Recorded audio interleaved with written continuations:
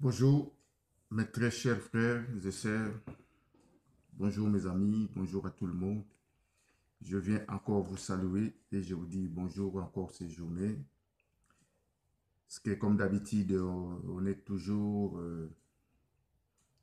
de faire effort aussi de passer devant nos frères et sœurs pour leur dire bonjour quand même parce que c'est, en fait, c'est vraiment important de venir devant nos frères et sœurs, même ceux qui sont païens, ceux qui sont des brebis perdues, des méchants, des ennemis, de dire bonjour quand même à chacun de nous. Ça nous fait quand même du bien.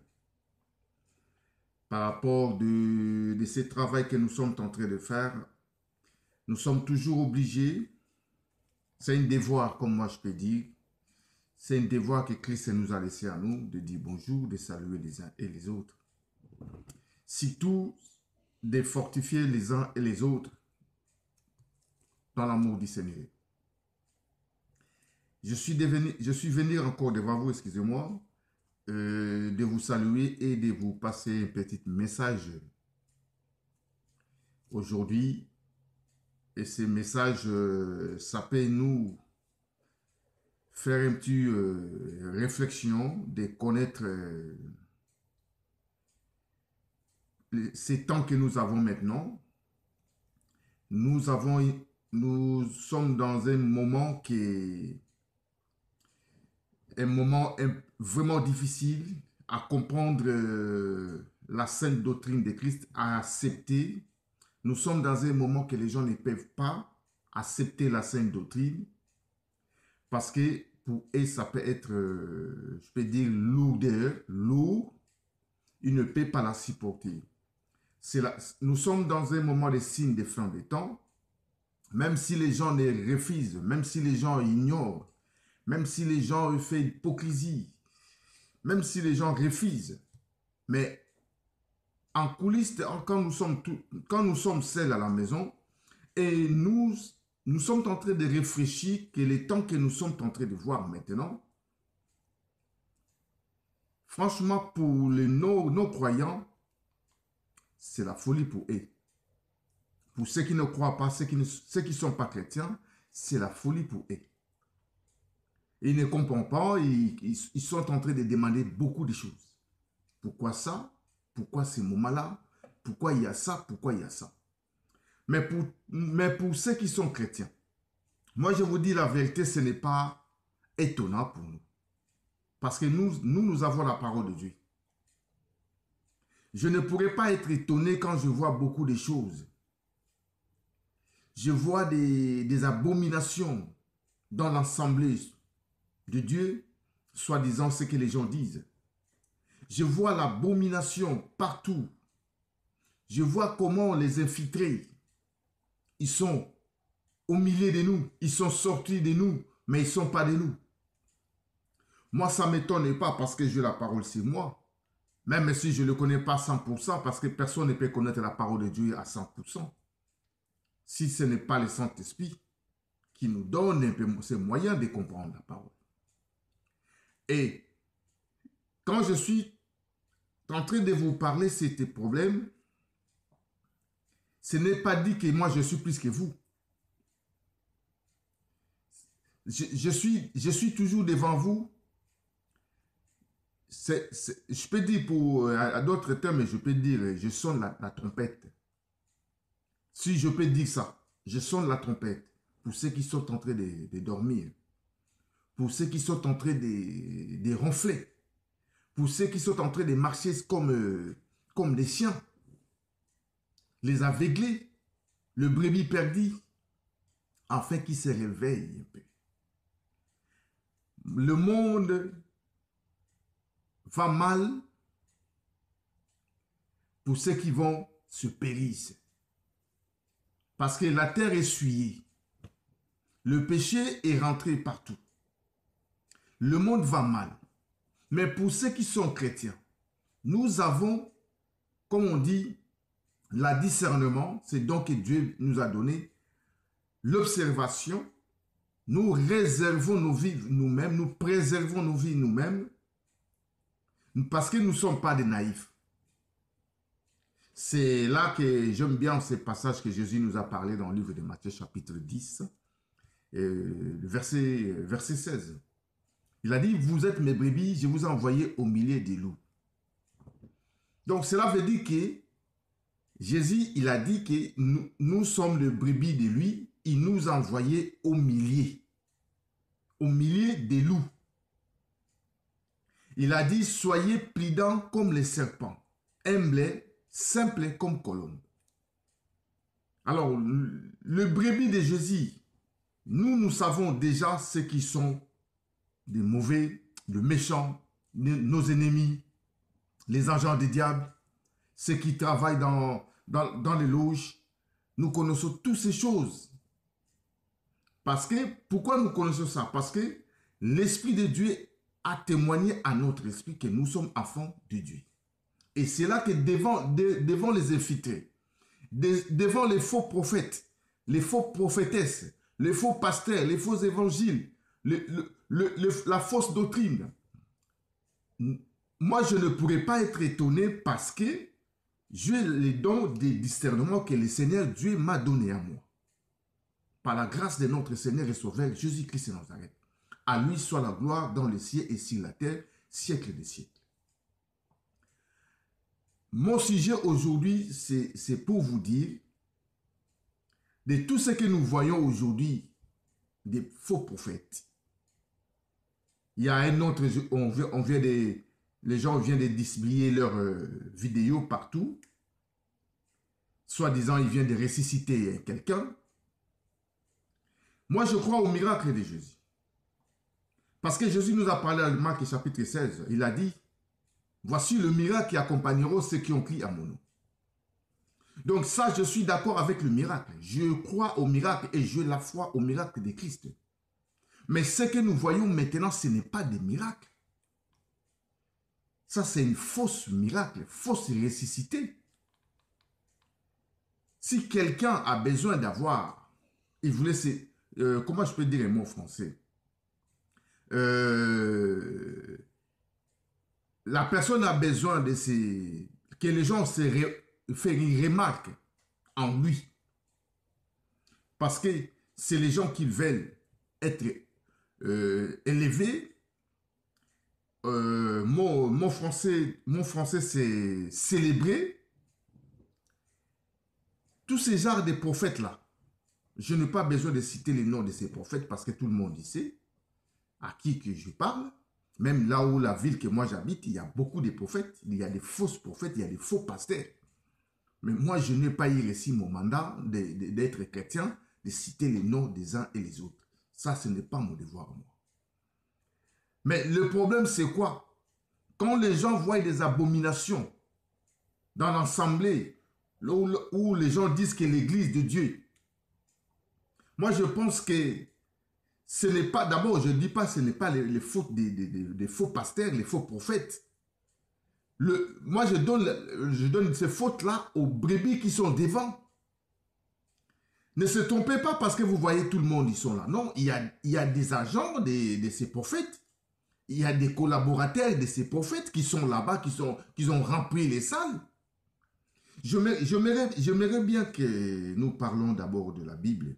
Parce que pour y arriver, pour cette pasteur, ce soi-disant prophète qui vient de faire des miracles, ressusciter un mort, les gens disent qu'ils sont même pas, d'où vient ces morts, aucun hôpital a fait une suivi pour cette mort, mais les gens disent qu'ils ont fait des miracles, c'est un grand pasteur, et en plus, vous ne saluez pas les noms des Congolais, vous ne saluez pas les noms de Jésus, parce que Jésus a parlé déjà dans le Matthieu chapitre, si je me rappelle, Matthieu chapitre 7, verset 15, il a dit, ils viendront beaucoup.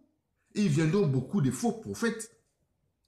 Ça, c'est nous avons déjà la parole de Dieu, ça ne m'étonne pas. Mais c'est juste pour éclaircir, de dire aux autres qui ne connaissent pas, qui commencent à demander beaucoup de questions. Pourquoi les gens ne croient pas de ces miracles, ces pasteurs à ressusciter un mort? Mais, je n'ai pas étonné si quelqu'un chrétien en esprit, en vérité, a ressuscité un mort. Ce n'est pas étonné pour nous les chrétiens. Mais c'est quoi la résurrection? Cette miracle-là, il faut examiner d'abord ces miracles. C'est ça que moi je dis quand on lit Éphésiens chapitre 5, si je me rappelle bien, je peux prendre verset 10. La Bible nous parle que nous ne prenez pas toutes ces choses infectieuses des ténèbres.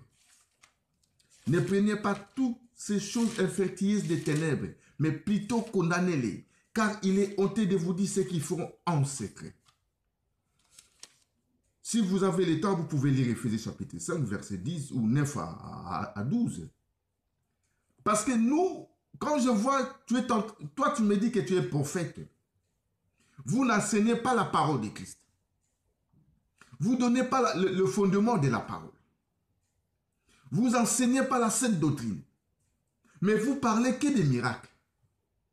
Alors que la Bible nous dit dans le livre de Marc, chapitre, si je me rappelle bien, chapitre 16, verset 20 à la fin. La Bible dit, quand Jésus a fini à prêcher sa parole, il a compris sa parole avec le miracle. Nous pouvons lire ça. Nous pouvons lire Marc, chapitre 16. Marc, chapitre 16. On va prendre le verset 20. Marc chapitre 16. Le verset 20. Le verset 20, la Bible nous dit, et je prends d'abord les versets 19 à 20. Le Seigneur, après leur avoir parlé, fit enlever au ciel, et il assit à la droite de Dieu, et il s'allera prêcher partout. Le Seigneur travaillant avec eux, et confirma la parole par le miracle qui l'accompagna. Amen. Si vous faites le miracle, moi je ne suis pas contre le miracle, mais enseignez d'abord nous la parole pour que nous savions d'où viennent ces miracles. Mais si la parole n'est pas enseignée sur les fondements des apôtres et des prophètes, comme la Bible nous parle en Éphésiens chapitre 2, verset 20, si je me rappelle bien ce verset, la Bible nous dit, Éphésiens chapitre 2, Éphésiens chapitre 2, verset 20, verset 20, la Bible nous dit, vous avez été édifiés sur les fondements des apôtres et des prophètes, Jésus-Christ lui-même étant la pierre angulaire. Mais si vous êtes des pasteurs, moi je ne parle pas d'abord des pasteurs, des prophètes, parce que maintenant il n'y a que des prophètes. Il n'y a que des faux prophètes, il n'y a que des faux pasteurs.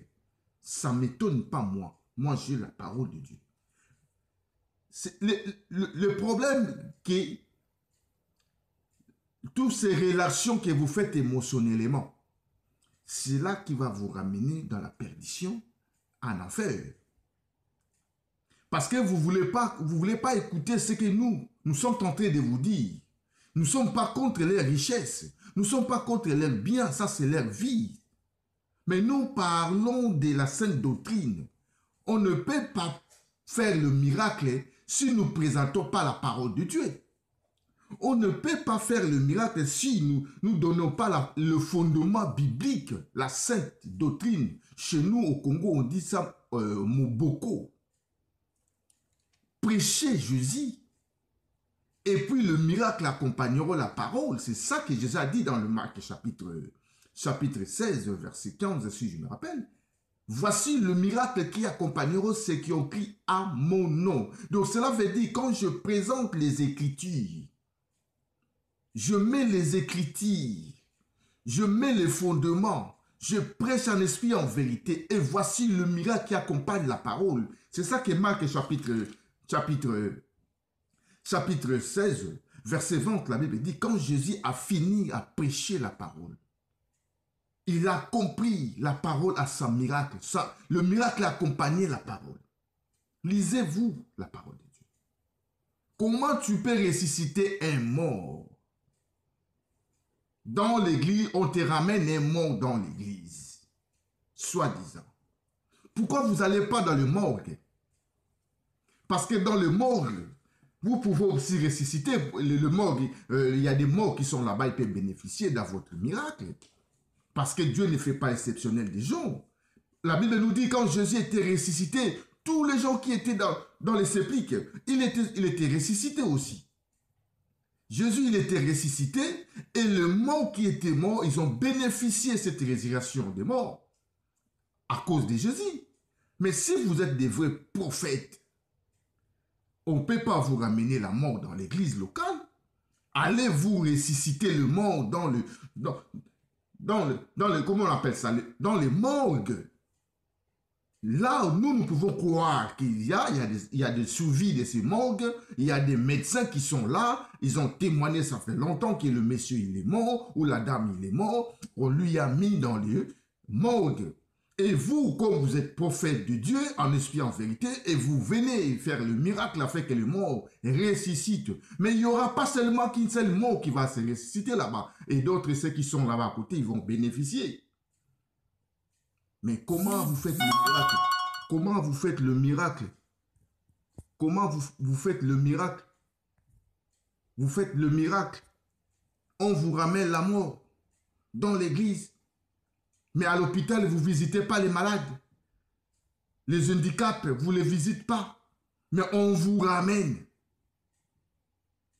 Moi, je crois d'abord que c'est l'église de Dieu. Ce n'est pas de cet endroit que nous sommes en train de réunir. De cet endroit que nous sommes en train de réunir, d'abord, ce n'est pas l'église de Dieu, c'est le lieu local. Mais après, moi, je vois ce que je vois dans mes yeux, je l'appelle ça entourpement. Nous allons lire Luc chapitre 15, verset 16. Si vous avez vos Bibles, je vous invite à lire Luc chapitre 15. Si je me rappelle, Luc chapitre 16, verset 15. Si on peut lire vite fait, la Bible nous dit, dans le livre de Luc chapitre 16, verset 15, la Bible nous dit, Jésus leur dit, vous cherchez à paraître juste devant les hommes, mais Dieu connaît vos cœurs. Car ce qui est élevé parmi les hommes, c'est une abomination devant Dieu. Ouais. Lisez Luc chapitre 16, verset 15. Je répète encore ce verset afin que nous comprenions un petit peu qui est prophète et qui n'est pas prophète. Qui est apôtre et qui ne sont pas apôtres, mes frères et sœurs. Jésus leur dit, vous cherchez à paraître juste devant les hommes. Mais Dieu connaît vos cœurs, car ce qui est élevé parmi les hommes, c'est une abomination devant Dieu. Je pense que cette prophète, je n'ai pas le temps de citer ses noms, je ne suis pas là pour parler les noms des gens des autres. Les gens l'appellent Alphaz. Alpha, si c'est Alpha à coup, si c'est des choses comme ça. Vraiment, franchement, moi je dis que ce n'est pas le nom des Congolais que vous êtes en train de salir, ce n'est pas le nom de Jésus que vous êtes en train de salir, c'est le nom des diables que vous êtes en train de salir vous-même. Ça, c'est clair. On ne peut pas dire que nous sommes serviteurs de Dieu et si nous ne prêchons pas la sainte doctrine. Même dans le ville que moi je vis ici, il y a des faux pasteurs, il y a des faux frères, il y a des faux pasteurs, il y a des faux prophètes, des prophétesses dans ces villes-là où moi je suis. Ils n'arrivent même pas à me supporter. Parce que moi je le dis, vous êtes en train de chercher vos ventres. Vous êtes en train de chercher votre vie pour faire manger à vos enfants, à vos familles. Mais vous n'êtes pas cherché à paître les brebis comme Jésus a parlé. Jésus a dit à apôtre Pierre, nous pouvons lire ce verset. Livre des Jean, allons-y, livre des Jean chapitre 21. Jean chapitre 21, nous prenons verset 15. Excusez-moi mes frères et sœurs, c'est la parole de Dieu. Ne vous confondrez pas. Il ne faut pas prendre vos temps d'examiner d'où vient ce miracle, est-ce qu'il est vrai ou il est faux. Examinez d'abord cet endroit local, l'attroupement là, est-ce qu'il prêche Jésus? Est-ce qu'il prêche la sainte doctrine? Est-ce qu'ils ont l'amour de Jésus? Il a l'amour de Dieu. Est-ce que les brebis qui sont là-bas? Mais moi je vous dis, ça c'est une église de franc-maçonnerie. Tous les spectacles que je vois dans cette église, soi-disant prophète alpha, c'est l'église des francs-maçonneaux. Ça, c'est clair. Si vous ne voulez pas, vous voulez, même vous pouvez critiquer comme vous voulez, mais moi, je vous dis ce qui est vérité, hein, mes frères et sœurs. La Bible nous parle dans le livre de Jean, chapitre 21, verset 15. La Bible dit, après qu'il aura mangé, Jésus dit à Simon-Pierre, Simon, fils de Jonas, m'aimes-tu plus que ne m'aimant? Ceci, il lui répondit, Simon, oui Seigneur, tu sais que je t'aime. Jésus lui dit, paie mes brebis. Pardon, paie mes agneaux. Il lui dit une seconde fois, Simon, fils de Jonas, m'aimes-tu? Pierre lui répondit, oui Seigneur, tu sais que je t'aime. Jésus lui dit, paie mes brebis. Il lui dit pour la troisième fois, Simon, fils de Jonas, m'aimes-tu? Pierre fit attristé de ce qu'il lui avait dit pour la troisième fois. M'aimes-tu? Et il lui répondit, Seigneur, tu sais toutes choses, tu sais que je t'aime. Jésus lui dit, paie mes brebis. Allons lire la parole de Dieu quand vous aurez le temps chez vous, dans vos maisons. Jean chapitre 21, verset 15 à 18, si vous pouvez y aller.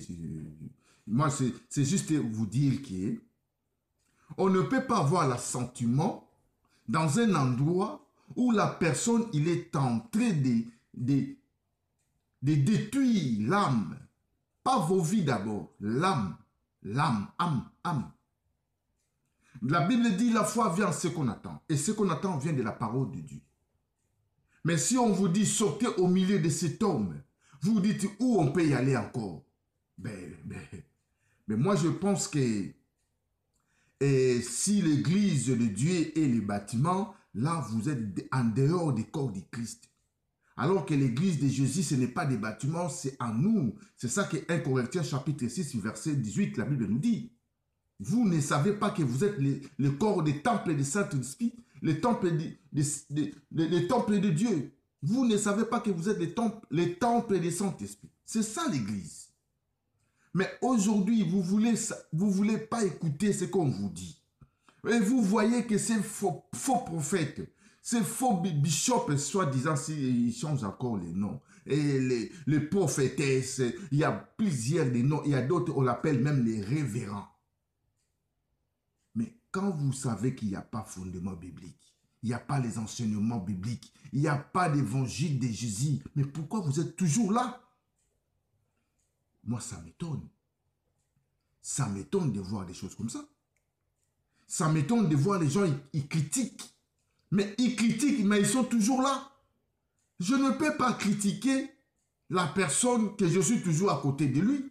Je critique, je dénonce en fait que cette personne qu'il arrête de prêcher l'abomination à l'église locale où moi je sors de là.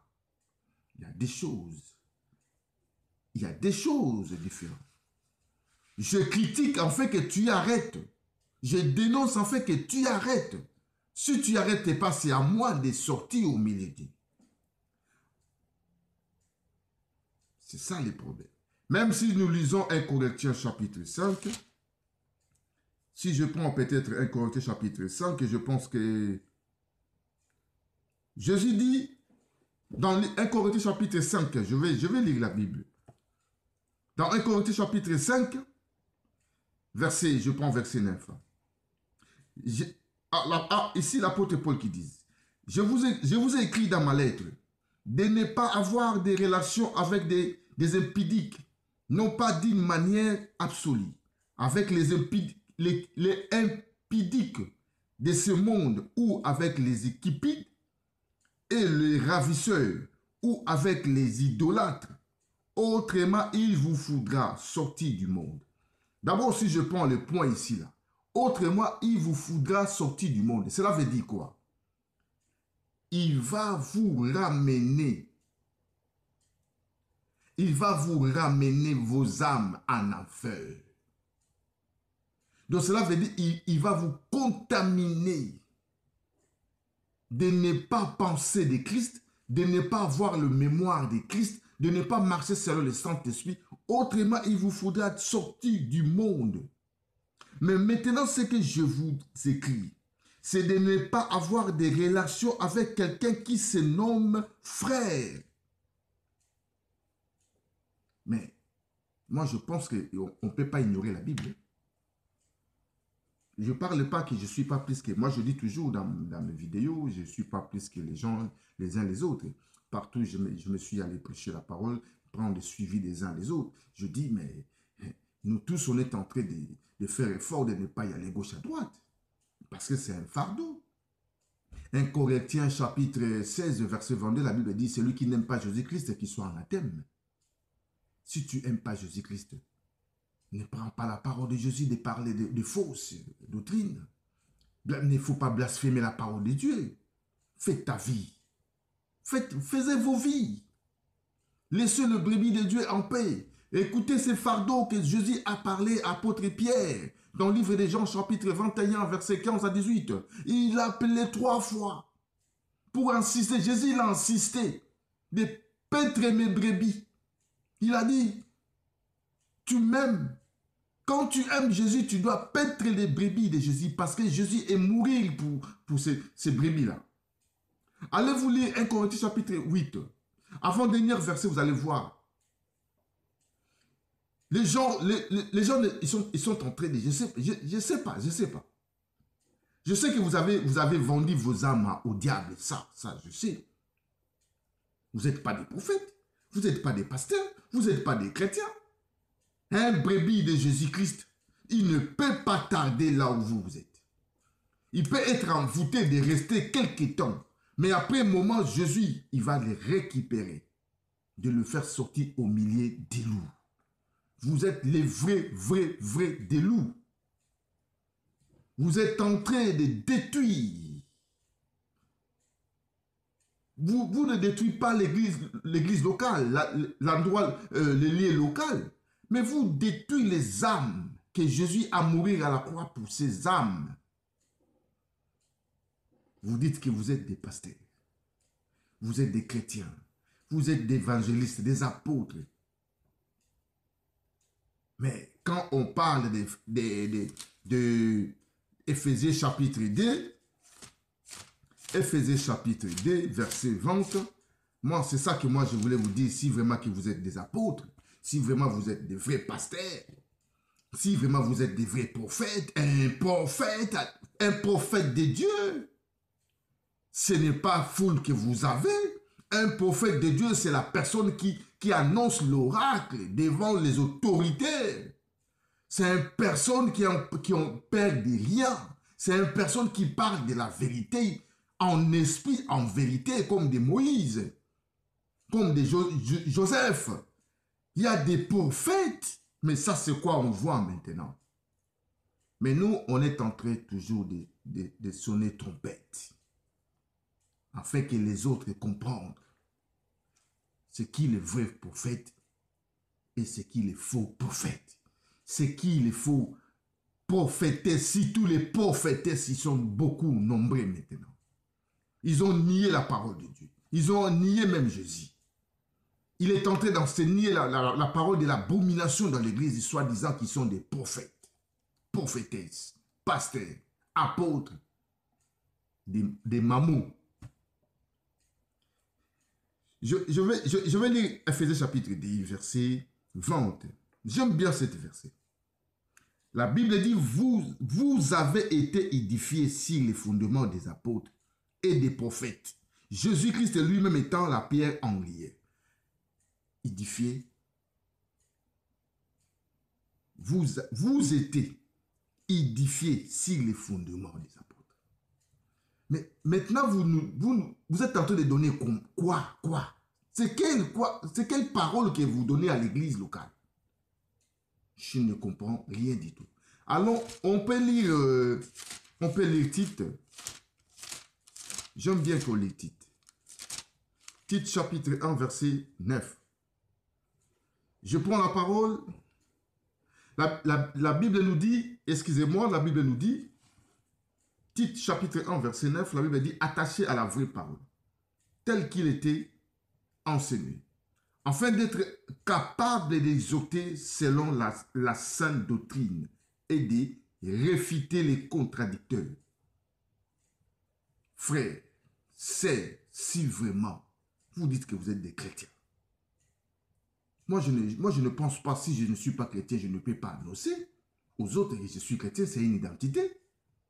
C'est une identité. Quand je me présente chrétien, je suis signe de moi-même.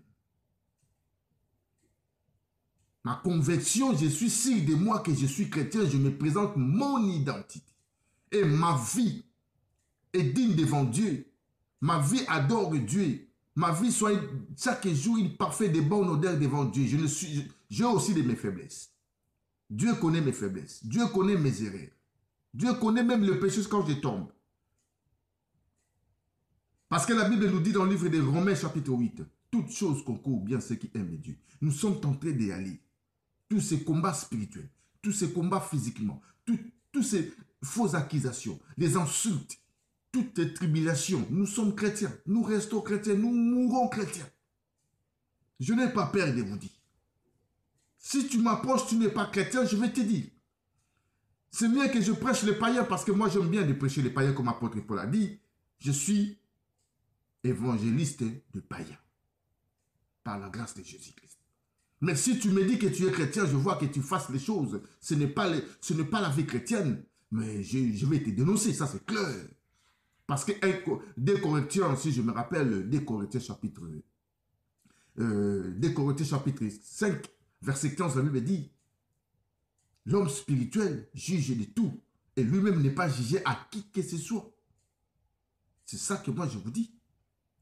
La Bible dit, je répète encore ce verset, Tite 1, verset 9. Attaché à la vraie parole telle qu'il était enseigné, afin d'être capable d'exhorter selon la sainte doctrine et de réfuter les contradicteurs.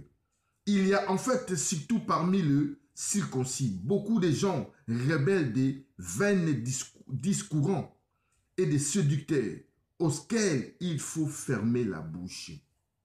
Béni soit l'Éternel. Auxquels il faut fermer la bouche. Nous sommes tentés de fermer la bouche de ceux qui blasphèment la parole. Ceux qui disent, je suis prophète. Prophète Isaïe, il prophétise, mais il ne prêche pas la parole. Il prophète, je vois ça, je vois ta vie, je vois ça, mais la parole, il n'enseigne pas, parce que cette parole ne l'appartient pas. Soi-disant des prophètes. Frères, sœurs, je suis chrétien en esprit, en vérité. Je ne suis pas plus que les uns et les autres, et je ne serai jamais plus que les uns et les autres. Mais nous sommes là pour sonner les trompettes. Nous sommes là, ce n'est pas pour fermer notre bouche de voir des choses, des prophètes. Regarde cette assemblée, cet attroupement, il y a plus de 100 000 personnes dedans. C'est ça que Luc chapitre 16, verset 15, la Bible, Jésus nous dit. Il est dit, vous êtes... Je vais y aller vite fait. Je veux que nous lisons cette parole. Je vais y aller vite fait. On peut s'arrêter dans cette verset même. Je vais y aller vite fait. Lisons Luc chapitre 16, verset 15.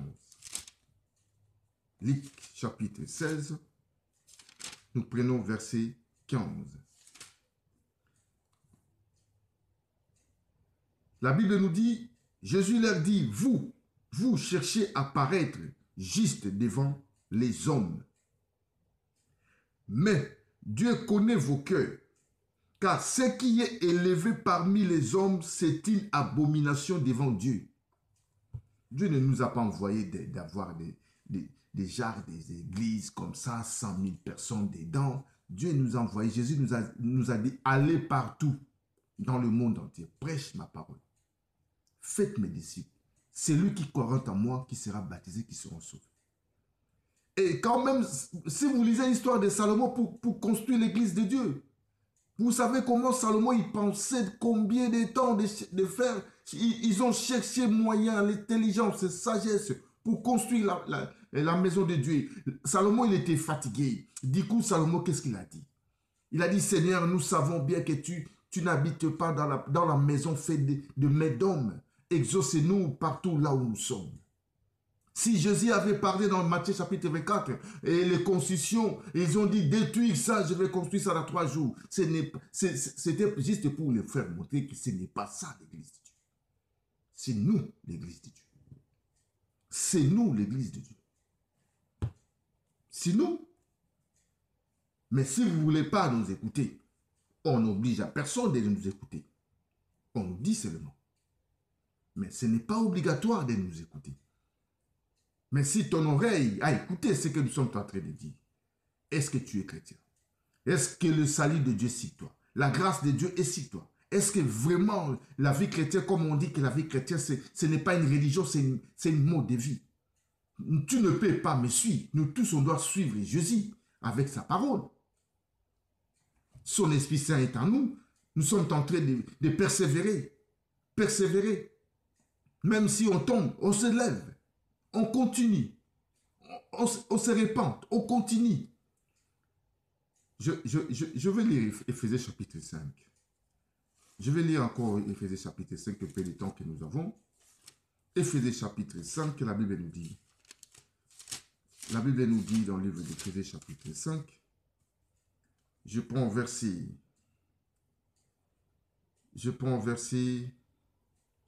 Même verset 14. C'est pourquoi c'est là qu'il est dit. Réveille-toi, toi qui dors, relève-toi. Relève-toi entre le mort, et Christ t'éclairera. Prenez donc garde et vous conduise. Prenez donc garde et vous conduise avec circonspection, non comme des incestes, mais comme des sages. Rachetez les temps, car les jours sont mauvais. Je répète encore ces versets, mes frères et sœurs. Éphésiens chapitre 5, verset 14. C'est pour cela qu'il est dit, réveille-toi, toi qui dors, relève-toi. Réveille-toi, toi qui dors, relève-toi d'entre les morts, et Christ t'éclairera. Prenez donc garde et vous conduise avec les circonspection, non comme des incestes, mais comme des sages. Rachetez les temps, car les jours sont mauvais. C'est ça que je viens commencer au début de mon petit message. Je dis que les temps sont mauvais, les fins des temps, nous sommes dans, ça c'est les signes des fins des temps. Vous ne voulez pas écouter, vous ne voulez pas nous comprendre ce que nous sommes en train de vous dire. Frère, si vous êtes chrétien, je peux ajouter frère en Christ. Mais si vous n'êtes pas chrétien, j'ajoute pas frère en Christ ou sœur en Christ, je dis frère et sœur. Je vous souhaite bonne journée et bon dimanche. Prenez soin de vous-même. N'ayez pas sentimental, l'émotionnellement, de suivre derrière des pasteurs, derrière des prophètes. Nous sommes derrière Jésus. Si nous marchons derrière Jésus, parce que Jésus il nous a mis son Esprit Saint en nous. Sans Saint-Esprit, nous ne pouvons pas être derrière Jésus. Mais vous êtes comment? Parce que la Bible nous dit, dans le livre de 2 Timothée, chapitre 1, verset 21, poussés par l'Esprit, et les hommes ont parlé de la part de Dieu. Mais ce que vous êtes en train de suivre, ils sont poussés par qui? Pour faire des fausses miracles. Des fausses miracles. Des fausses miracles, je dis. C'est des faux prophètes. Je pense qu'on aura toujours le temps d'expliquer beaucoup de choses quand Dieu il va nous permettre d'expliquer beaucoup de choses à ceux qui ne comprennent pas, à ceux qui pensent qu'être chrétien, il faut être derrière des faux pasteurs, derrière des pasteurs. Il y a des vrais pasteurs, il y a des vrais prophètes. Il y en a. Mais demandez le discernement de Dieu pour savoir qui est vrai et qui est faux. On ne peut pas suivre tout. Si vous avez chez vous des problèmes, la solitude qui vous pousse à aller rentrer dans toutes les maisons des locales, là-bas c'est l'église de Dieu, là-bas c'est l'église de Jésus, non. Jésus lui-même a dit, si on vous dit que Jésus est là et Jésus est dans les montagnes, ne le suivez pas. écoutez l'oracle. Demandez à votre Dieu. Si vraiment que le Saint-Esprit est sur vous, comme Romains chapitre 8, verset 15 nous dit, l'Esprit de Dieu lui-même a témoigné à notre esprit que nous sommes enfants de Dieu. Je ne peux pas suivre des faux prophètes parce que le salut de Dieu est individuel. Je préférais rester seul, aller prier dans un endroit, moi-même, d'y aller détruire ma vie à moi. Mais non, je ne laisserai à personne. Parce que j'ai une conversion. Il faut avoir une conversion quand on est chrétien. Tu ne peux pas être chrétien naïf, il n'y a pas de chrétien naïf. Moi, je l'appelle, c'est des gens qui marchent comme des gens. Ils suivent, ils sont dans l'abomination. Cette maison, moi, je l'appelle des maisons, là, c'est des loges. C'est pour cela, nous sommes en train de faire les suivis des maisons, l'église maison par maison pour fortifier les uns et les autres, prier pour les uns et les autres. L'église de Jésus est dans la main de Christ. Ce n'est pas dans la main d'un homme. Nous avons reçu les dons. Nous avons reçu ces grâces d'être chrétiens. C'est pour cela que Dieu nous a dit dans le livre de Jean chapitre 3 verset 16. Quand Dieu a tant aimé le monde, il a envoyé son Fils unique afin que quiconque croit à lui, qui ne périsse pas mais qui aura la vie éternelle. C'est ça mes frères la vie chrétienne. Souviens-toi de cette grâce que Dieu nous a donnée. Lisez 1 Corinthiens chapitre 6, 2 Corinthiens chapitre 6, apôtre Paul a dit, on ne peut pas prendre la grâce de Dieu en vain. Non. Suivez-vous bien. Je vais lire 2 Corinthiens chapitre 6. 2 Corinthiens chapitre 6, la Bible dit quoi? Apôtre Paul a dit, puisque nous travaillons avec Dieu, nous vous exhortons à ne pas recevoir la grâce de Dieu en vain. En vain. Donc, cela veut dire que, je répète, puisque nous travaillons avec Dieu, nous vous exhortons à ne pas recevoir la grâce de Dieu en vain. Car il dit, au temps favorable, je t'ai exaucé, au jour du salut, je t'ai secouru. On ne peut pas rigoler. Il ne faut pas suivre les faux prophètes, les faux pasteurs, tous ces genres de pasteurs-là, les prophètes-là. Ils n'enseignent pas la parole de Dieu et ils disent seulement des miracles. Le miracle, même les poissons commencent à sortir dans le ventre des femmes. Ça, c'est de n'importe quoi. Je ne crois pas. C'est ça que Jésus a dit. Un peuple méchant, une génération méchante qui cherche le miracle et qui trouvera une autre miracle. Un peuple méchant qui cherche le miracle, il trouvera un autre miracle. C'est ça le miracle que vous êtes en train de subir maintenant. Que Dieu soit avec vous. Que Dieu prenne soin de vous. Que Dieu vous parle. Que Dieu vous montre les vrais chrétiens en esprit, en vérité, des vrais serviteurs en esprit et en vérité. Je pense que la prochaine fois, on se racontera encore. Et puis on partagera la parole de Dieu. Si vous avez des temps, si vous aimez cette vidéo, nous sommes en train de partager cette vidéo, mon compte YouTube, j'ai écrit Joseph Boulamba Lokole. Si vous voulez s'abonner, abonnez-vous afin que nous continuions encore ce travail. Je laisse mon numéro à quiconque il veut partager la parole avec moi. Il peut m'appeler. Je suis dans le pays francophone, la France. Mon numéro c'est 0033 6 00336 95 comme ici à France. Le belge c'est 95 56 94 pour la France et 99 pour le belge et 91 à la fin pour la France et pour le belge 91. 06 pour les gens qui sont en Europe 06 95 et 56 94 91. 06 95 56 94 91. Donc, si vous avez le temps, vous voulez m'appeler, vous voulez qu'on partage la parole de Dieu, n'hésitez pas, appelle-moi tout le moment que vous pouvez. Si j'aurai le temps, je peux vous répondre. Si je n'ai pas le temps, je dois vous laisser toujours un message et puis je peux vous rappeler. Je vous aime pour l'amour de Christ et je vous dis bonne journée, que Dieu soit avec vous et à la prochaine fois.